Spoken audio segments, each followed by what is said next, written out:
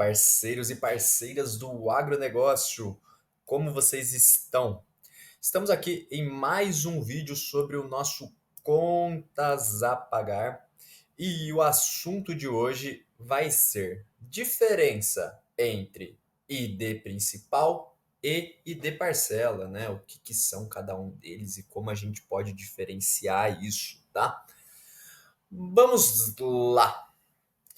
No vídeo de cadastro de contas a pagar, eu mostro um exemplo em que a gente, na hora de fazer o cadastro do contas a pagar, fala que aquelas parcelas que foram cadastradas não pertencem ao mesmo grupo de pagamento. O que eu quero dizer com isso? No ato do cadastro, que é estes. Qual ID? Deixa eu ver aqui, ó. Aqui são os IDs iguais, né? A gente está vendo que tem esses finais 9 são os IDs iguais. Mas vamos lá. Para os casos em que os IDs são diferentes, que é o 57, o 56 e o 55. Esses três aqui, né? O que acontece? No ato do cadastro, eles foram separados e em ID principal diferente. Beleza. Se eu der detalhes nesse lançamento, vocês vão ver que é uma estrutura de um ID principal com apenas uma parcela, que é essa aqui colocada no ID parcela. Vamos lá. Se eu pego este aqui, né, que é o final 59 e dou detalhes, o que acontece? Eu percebo que, olha só, olha a diferença. Dentro de um ID principal, eu tenho três parcelas colocadas aqui dentro. Todos os pagamentos projetados que eu fiz aqui, né, dentro desse contas a pagar, são exatamente iguais àquele outro que está desmembrado aqui, por exemplo, em uma outra estrutura, um ID principal para um ID parcela. Vocês podem até ver pelos campos aqui do modelo gerencial que são exatamente iguais. Mas por que existe a diferença entre esse ID principal separado e o ID principal em que eu agrupo três parcelas distintas? Vamos lá.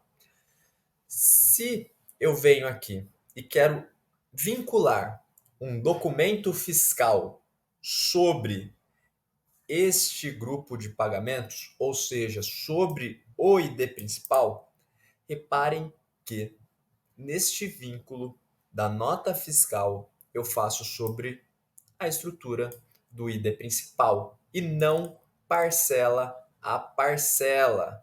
Ou seja, eu teria que ter um documento fiscal no valor da somatória dessas parcelas, aqui eu vou colocar para vocês, ó, R$ 4.500, ou seja, eu tenho que ter um documento fiscal de R$ 4.500 para consolidar isso dentro de um ID principal.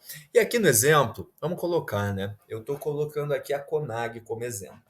Mês a mês, dentro da mensalidade do software aqui do sistema, a gente emite um documento fiscal, mês a mês. Então, pensando aqui no que faz mais sentido eu cadastrar um ID principal com três parcelas agrupadas sobre o mesmo ID principal ou uma a uma, que nem é o caso aqui colocado.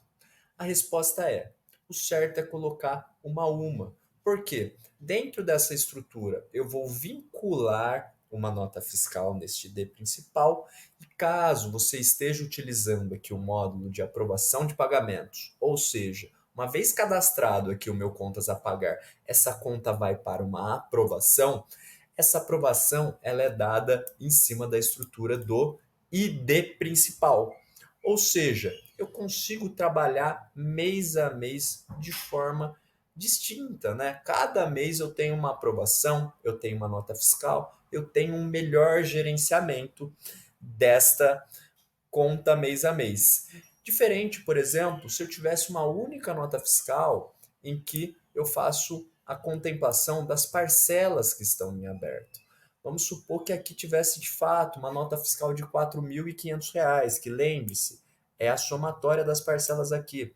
Aí sim, eu faço uma única aprovação sobre esse grupo de parcelas, mesmo que elas tenham data de vencimento diferente, e a partir disso, essa conta vai ser destinada para aprovação, eu consigo vincular normalmente a nota fiscal aqui em cima da estrutura do ID principal. Então, esse negócio de mesmo grupo de pagamento pode parecer sutil a diferença, mas ela tem um grande impacto aqui dentro do sistema, tá certo? Além disso, né, vamos agora discutir um pouquinho melhor sobre a estrutura aqui de parcela, né? Reparem que a parcela ela tem uma numeração diferente do que está colocado aqui em cima do ID principal. Dentro do sistema, vocês vão perceber, inclusive, que o número do ID parcela sempre será superior ao do ID principal. Justamente por conta disso, né? Dentro de um ID principal, eu posso ter mais de uma parcela. Então, se eu fiz isso com um pagamento só, né, com o mesmo grupo de pagamento dentro do sistema, eu já passo a ter um ID parcela sempre maior que o meu ID principal. Além disso, né, uma coisa que é importante destacar sobre a estrutura das parcelas, que as informações de modelo gerencial estão colocadas aqui no nível da parcela. O que eu quero dizer com isso? Olha só, o plano de conta, unidade de negócio, fazenda, atividade, forma de pagamento, os campos de competência, vencimento e valor estão todos alocados aqui no nível da parcela. Então, se eu quiser editar uma única parcela, né? Eu não quero editar a estrutura inteira do ID principal. Eu posso fazer isso. Vou dar este exemplo. Por exemplo, eu vou editar aqui essa parcela no nível dela. Vamos lá. Aqui, em vez de, sei lá, vou trocar a data de vencimento. Eu peço uma prorrogação de prazo aí para a Conag. Em vez do dia 20/5/2024, eu quero pagar isso lá no dia 30/5/2024. Um exemplo, né? E eu posso também deixar aqui agendado nesta mesma data. Ao salvar, olha só o que vai acontecer. Se eu der um detalhes, a data de vencimento foi trocado aqui no nível da parcela, assim como eu posso editar campos aqui do modelo gerencial no nível da parcela.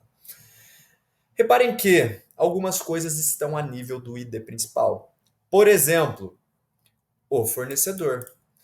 E se eu tenho uma nota fiscal já contemplando esse conceito de mesmo grupo de pagamento, vocês concordam que eu não posso ter dois fornecedores dentro de uma mesma estrutura do ID principal? Então é justamente isso que eu quero demonstrar aqui dentro, né? O campo fornecedor, ele é o mesmo para todas as parcelas que contemplarem esse mesmo ID principal. Por conta disso, eu não posso ir trocando parcela a parcela, editando, né, das parcelas a parcelas. Então, este é o conceito que eu quero que vocês gravem aqui dentro do sistema e que vira também uma ferramenta de busca muito poderosa. Você trabalhar sobre ID principal e ID parcela. Eu aqui fiz um filtro de busca em que eu estou pesquisando, né? Coloquei os IDs principais aqui e o ID e esse aqui, né, que tem o mesmas parcelas, né? Aqui, ó, 88559 e as parcelas aqui dentro de um mesmo ID principal. E além disso, eles na estrutura separada. Se eu der um pesquisar aqui, ó, mostra aqueles 6 lançamentos. Outra coisa importantíssima, a baixa de pagamentos, que vai ser tratado num outro vídeo, também é dada no nível da parcela e não no nível do ID principal. É importante que vocês saibam disso. Quando eu estou baixando aqui uma linha do contas a pagar, na verdade eu estou visualizando a linha da estrutura da parcela. Mesmo que ela esteja vinculada a um ID principal, a baixa é dada no nível da parcela. Tá certo, gente? Essas são as dicas que eu quero dar para vocês sobre ID principal e ID parcela. Qualquer dúvida, entre em contato com a gente. Obrigado pela atenção de vocês. Conag, sempre em frente.